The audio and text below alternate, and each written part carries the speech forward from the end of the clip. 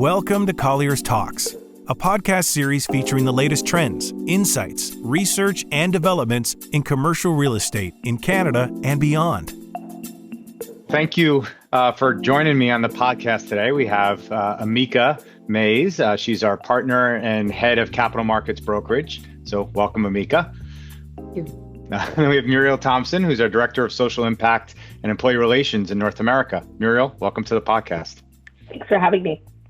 Great. So, want to have a conversation. It's Black History Month in February, and it's a good opportunity to talk about some issues that really, with the theme being February and forever, which I think is a good theme because it speaks to sort of one of the things that it's important for us at Colliers, which is not just have a one and done. Just okay, it's February. Let's have some conversations, and then we'll go back and talk about it in a year from now.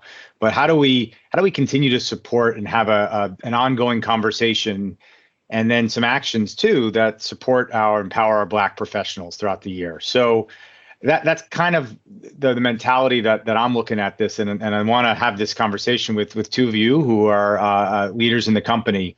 And how your experiences have shaped some of how you think about these issues, as well as how you lead according to these issues. So let me start with this, and I'll throw it off to Muriel first.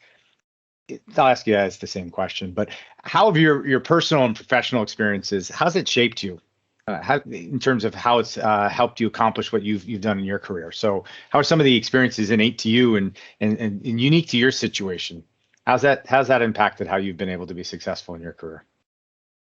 I think you learn early to be scrappy and to not be thrown by obstacles because you just have so many obstacles. I'll say that I've had tons of privileges. I've been really lucky in some ways. I am from South LA. I did go to public school.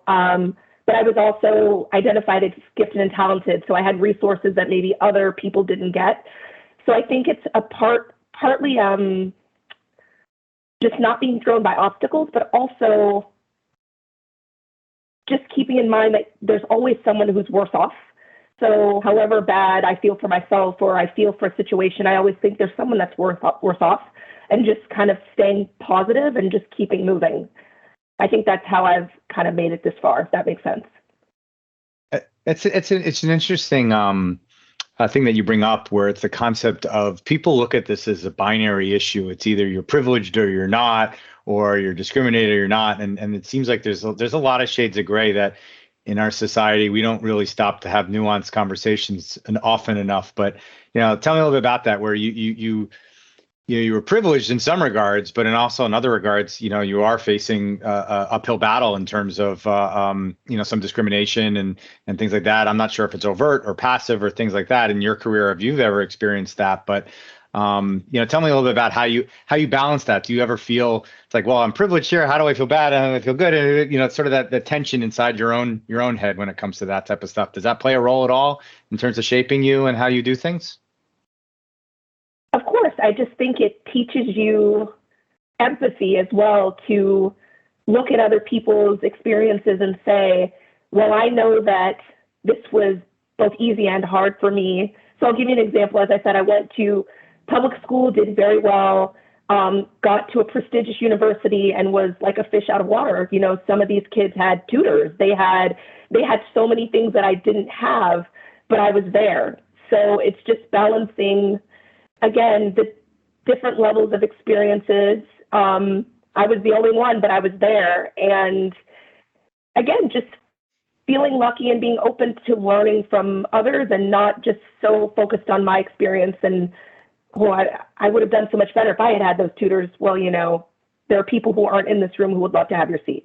So just kind of finding that balance. Interesting. And Emeka, how about yourself in terms of some of your personal and professional experiences and some of what Muriel's talking about in terms of what she's gone through? I wonder about you and your situation, which is very different.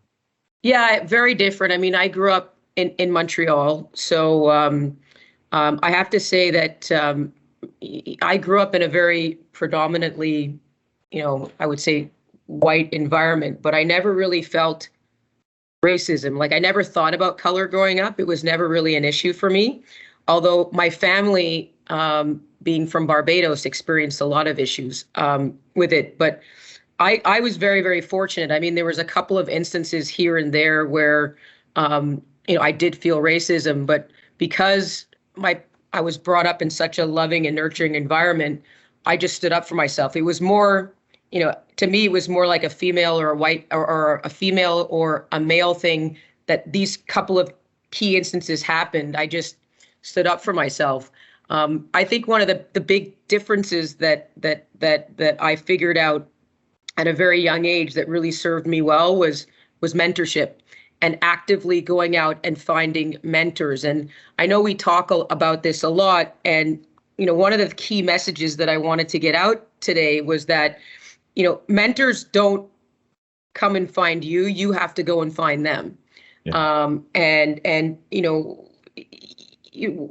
For some reason or another, I figured that out at a very young age, and went and actively sought out mentors. And I think if you deliberately put yourself in their face enough, they'll actually want to help you. And so that's a key message that I think was really pivotal in my career. And I've had different mentors at different stages within my life, but all of them I had to actively go search for. And it was outside, it's not family members, and it was people who didn't have any ownership to having to mentor me.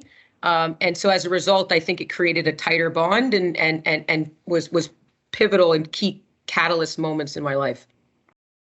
How do you think about that in terms of mentorship? Is something, and we've talked about it and talked about it last year and had a podcast on this, where seeing similar people in the room, sort of inspirational for, and that's one of the challenges in commercial real estate. It becomes a snake eating its tail in some regards, or a vicious cycle where you don't have enough people in the room, so you don't inspire new people to join up, and therefore you can't get more next generation in the room, et cetera. So when you look at mentors, and this question for either of you, how important is that mentor to have shared experiences versus being just a good leader who can advise you on good business stuff? How important, particularly as a minority, is it to have that type of shared experience background in terms of a mentor? I think it, if you spend time figuring out who you want to be as a person, then you can go and emulate them. And whether they're Black, Chinese, or whatever, to me, it's more the qualities and the values that they have and what you want to learn from. It's less about the color of their skin or their gender. That was always my approach. But again, I grew up in an environment where I didn't think about it actually until I went to university. So I went to an American university, and that was the first time where I really felt racism. So I was 19 years old when I really kind of felt the impacts, having going to a school in California, where I felt racism. And it was, Black people are racist towards whites just as much as white people are racist towards Black. There's kind of you can feel it going both ways. And I was shocked by that. And because it was just not an environment that I had been in. And it was, my first year at university was a bit of an education because I had never seen that. And so I ended up hanging out with smaller groups of more athletes because I was just not something I was used to. Yeah, I think I shared that I had never experienced racism until university either, because I was from a Black neighborhood where there were only Black people. And so a lot of the stereotypes I had never heard because there was no one to impart them to me until I got to university. And then I learned that I steal, and I was like, I've never heard that stereotype ever in my life. That's wild. I would also say I don't know that racism flows in both directions, because one group isn't empowered to really impact things in that way. But I sort of get what you're saying, that there's a little bit of tribalism in university and groups carving out. But just going back to Brian's points about mentorship, and Emeka's as well, I would say that if the person looks like me, I probably search them out and get a little bit more comfortable, because it's easier. I feel like we probably have things in common, but then maybe later you learn that you don't. And I've had mentors who look nothing like me, that I just kind of, as you said, wanted to be like. It was somebody in the room that I was like, that guy commanded the room. I need to figure out how he's doing that. And I would also add that, one, I've kind of collected mentors over the course of my career who have taught me different things in different spaces. But two, that mentorship isn't transactional, right? Or it doesn't work. It's not just, I need this connection from you, but it's more, what can I do for you someday? What can I do for you now? Maybe it's my network, and maybe I'm not at the level that you are, but maybe I know someone, maybe I can help you. And just making sure that it flows in both directions. Yep. So that it continues to thrive over many years. That's a great point. Very, very good point. I would say all of my key mentors that I've had in my life, they are all still very present. From the ones that I had when I was 12 to the ones that I have today. In fact, I was speaking to one of my mentors 5 minutes before this call started. He'll call me and ask me for some advice, and I'll call him and ask him for advice. And it's exactly what you said. It's not transactional. It flows both ways, which is kind of fun because originally it was more flowing in one direction. And now as your experiences grow, it now goes back and forth. And that's really fun. And that's when the mentorship grows more into a friendship, but that's what's great about it.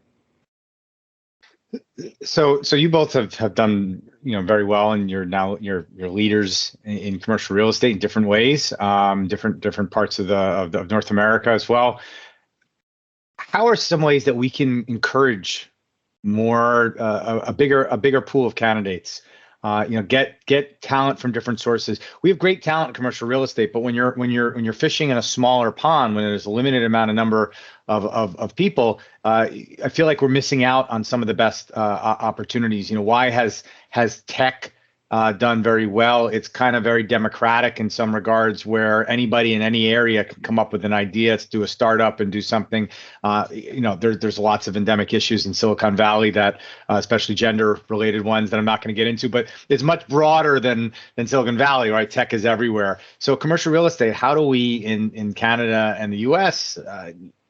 Encourage more diverse professionals? What's your points of view on this? And either one of you jump in first on this one. I'm happy to step in. I think, and I'm going to say it because it's the elephant in the room, but I'm going to say it. And I think part of the problem is actually just creating an even playing field. Real estate, okay. And I can speak mostly because I did work in the US and I did work in Canada, and there was the hiring culture is, I'm going to hire so-and-so's kid because maybe I'm going to get some business out of it, or so the hiring field was never fair. There may be a process in place, but especially in some of the more senior roles, you were indirectly being forced to hire through a connection. So that makes it a very small pool of people. And as a result, you get the same pool of people within it. And I think by holding a real process with real candidates that I know Colliers does for sure now, because that's the way that we're running and that's the way that we're hiring. I think it's not going to happen overnight, but it's going to happen slowly. And that's why we're seeing so much change now. And, when all of these initiatives that are happening, around Black Lives Matter, ESG and diversity and equity, it's forcing companies to run fair process. And as that happens, the newer generation is going to be more diverse. And as a result, but it's going to, if you think about it, it's going to take years. So I think it's getting the name out there. It's doing these kinds of podcasts and saying, hey, come do real estate. It's a great environment. Or even in universities, most universities don't even mention real estate as a career path. They talk about investment banking. They talk about consulting. You never hear about real estate. It's always through word of mouth of real estate. And so I think getting it out there and getting it into the universities, getting it into the public realm that this is a great business and there's so many different facets to it is how you're going to get it to change. I'm going to agree with all of that and then add on a little bit. So one, we've got to be ready to let go of the privileges that old system created, right? You did hire the kid, you did get that business. It's continued because it's worked for some people for some amount of time. So getting people comfortable to let go of that approach. And then two, getting it out there as a career. So for someone who came from not much, I think that what we were fed was you got to be a doctor or a lawyer if you want to be somebody. And I couldn't do math, so I guess lawyer it is. So how do we get people in earlier to say, real estate. You could do really, really well. You could be somebody in real estate. And I'll say I had never heard of Colliers until I applied here. So I was 36. So we have to get our name out there more so that people know who we are. And so they're saying, I don't want to be a doctor or a lawyer. Maybe I could be in real estate, and just feed that and get younger people into that path to kind of come to us because they know who we are and what we can do for them. But even within real estate, I mean, you have law, you've got marketing, you've got investments, it's such a diverse field, and letting people know that there's so many there's so many different facets. So even if you just have a business degree and you're not sure what you want to get into, real estate is a great field because you can learn about sales, you can learn about finance, you can learn about, there's so many different facets to the business that you can create this really diverse and interesting career. It's not just you're doing one kind of law or you're just doing medicine. It's just like you can really spread your tentacles and use other facets that you didn't even know you had. I think there's a whole area of community targeting in the sense of a lot of going beyond the topic of Black History Month, but just in terms of like new immigrants to Canada and different cultures. Canada in particular, there's a lot of cultural segregation, rightly or wrongly. A lot of you see communities that are very, very non-integrated, and it's very much 80% of one region of the world in there, and that's a wonderful opportunity actually for people to get into a business that then caters and sells to that community. So if you specialize in X, it's like, well, I know that whole town of or city of 100,000 people because I have relationships and I understand the culture, and there's real opportunities there, and we have to find ways to tap into that, and then that will then broaden by next generations. You have exactly it keeps going, but you got to get hooks in early into that generation, I think, and we're missing out on that to some extent. Some pockets we do really well. We as a industry. I want to talk. When we talk about intentionality, I want to talk about elephant in the room. One of the elephants in the room is Black History Month has become, I think, a little bit tokenized in the sense of if you don't say something and do something, it's like that's not good. But then there's a lot of proclamations and announcements made, and we're so happy and prideful and proud, and the famous LinkedIn thing, we're so proud and excited and humbled and all that stuff. But then March 1st comes around, and next, how do we change that? How do we make it? And maybe that's an easy question that has an easy answer to it. But what from your perspectives, what do we need to do better as an industry, companies, et cetera, to ensure that we don't just make platitudes and then walk away until the next year? Muriel, do you want to go or? Sure. I mean, I guess I would say all the things that we've already said, live it every month, because I think especially your employees want to see that posting. They expect it, as they should. But if we listen to them every month, take their feedback every month, highlight them every month, and continue to build our D&I program around employee feedback every single month, from the way we look at Glint to, there are just so many spaces that have nothing to do with February. And I think as long as we continue to live those principles, we're going to keep our Black employees and all our other diverse employees as well. And it takes some of the pressure off. Did you make the perfect statement on February 1? Because we're doing things all year long. And I think that we're calling it Forever February for a reason, or February Forever for a reason. So just hold ourselves to living it. And I think we're going to be in really good shape for the rest of the year. Yeah, I agree. I mean, you said it perfectly. I don't have anything else to say on that one. I think it's a great point. I think it goes along what I had said earlier is just walk the walk and talk the talk, and just do that on a daily basis. And if we create an even platform and maybe go out of our way to talk about our industry and our business so that people get educated. I was thinking about something. When I first started in this business and I said I was in real estate, everybody thought that I was a residential broker.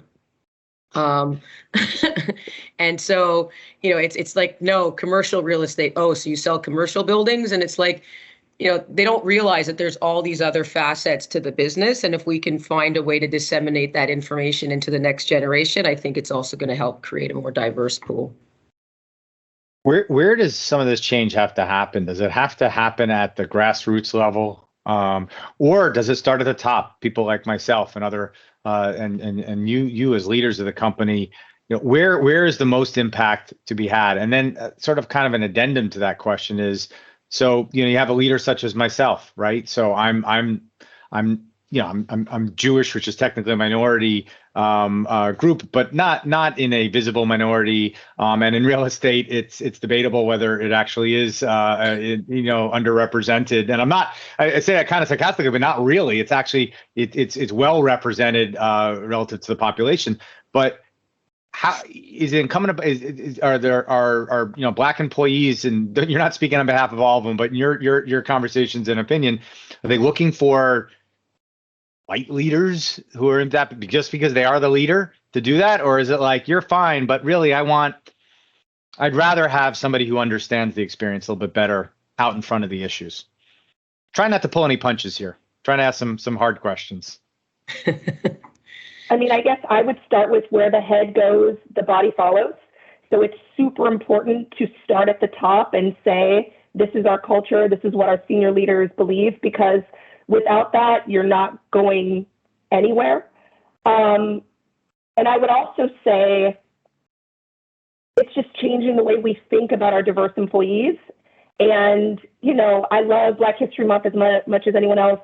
I love a happy hour or whatever. I love all that stuff, but I love career advancement even more. I love meeting senior leaders. I love having time with them. And I think, and I agree, educating our senior leaders who are mostly not diverse to be allies, because not every Black person wants to speak for all Black people. In those tough moments, you have some people, maybe your Emeka's, who are going to say, hold up. And then maybe you have a Muriel who's waiting. I'm not comfortable. I'm not going to correct it in the moment. Maybe I'm waiting for someone to back me up. And so making sure that we're providing that education and letting these senior leaders know that whether you're diverse or not, everyone's looking at you in that moment. And if you let the comment go by like it was okay, then it was okay. And that's our culture. And it's not always for Black people or women or anyone else to solve in those moments.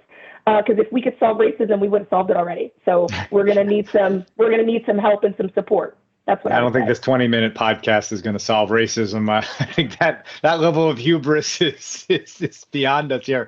Emeka, what's your point of view? No, I mean, I think it goes both ways. I mean, I think it has to go up as it has to go down, and creating some more opportunities, maybe around by Colliers, around like sponsoring an event where you go into universities and you can do a talk. I mean, we used to do it where you would have a sponsored event by Colliers and you invite to talk about real estate, and you can actually invite some of your peers to come in and talk about the different facets. So you could have a lawyer, an accountant, and come in and talk actively in schools, whether it be at university or even the other levels, and just talk about the business, and you can have different representations in the different fields and also different ethnicities. And I think that would be very powerful as people are making their decisions. And so I think it has to go down as much as it has to go up. I agree. I think as organic as it can be, the better it can be. So as we're coming near the close here of this conversation, and I guess sort of what is, if you had one thought on, and save the big thought for the end, what would you like to see change the most in commercial real estate when it comes to trying to drive back to the earlier conversation, a broader swath of people in? Is it the hiring practices? Is there other thing else? What is it about commercial real estate that you think we need to really hunker down and focus on if we're going to attract and promote a higher quantity of diverse professionals? I guess I would say looking at every part of the employee life cycle through a D&I lens and an opportunity to do better. So just bringing diverse people in where there's no community and support from them, they're in the door and out, making sure that we're transparent about promotions, transparent about advancement, creating that mentorship, because that's how, and what you do for one group helps everyone else. It's better for everyone else. And so it improves for everyone else. But not being so focused, just getting bodies in the door, figuring out to look at all those steps so that people stay and thrive and are happy and have a full career, and not just, well, we brought in these people and then what happened. Yeah, so I would just expand on what you said. Is one of the areas within real estate that I think really needs to be worked on is creating a transparent career path and showing, because not everybody comes, as you said, from equal backgrounds, and not everybody gets the benefit of going home and getting that mentorship on, this is how I got from an entry-level job to the CEO of a company. Not everybody comes from that background.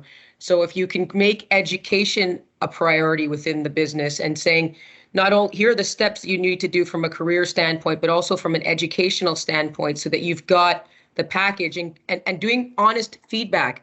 I find a lot of the times reviews are check the box, but because you have maybe too many reports, or you don't care, your leader doesn't care enough, but giving honest 365 feedback, not just from but also from below, so that the person can really work on it and grow. And that will create a more clear and transparent career path. And I think that makes for people wanting to stay in this business a lot longer, because they feel that the employer is invested as much as the employee is invested in the company. I think that's a great way to end. I think because you're right. When you don't when you're not as familiar with the industry, for trying to attract new people in, having lack of visibility to a career path is absolutely something. What's my future like? And even similar to what you're talking about before, Muriel, and all these other things are great, but career advancement's really great. And at the end of the day, that's the unifier across everybody in a business context. It's not about your background. It's not about that we're all working at a company and we want to advance to different positions. Well, at different paces.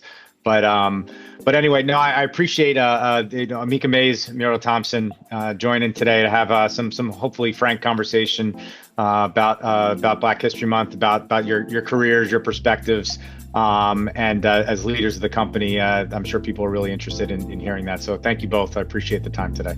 Thanks. Thanks for listening to Colliers Talks podcast.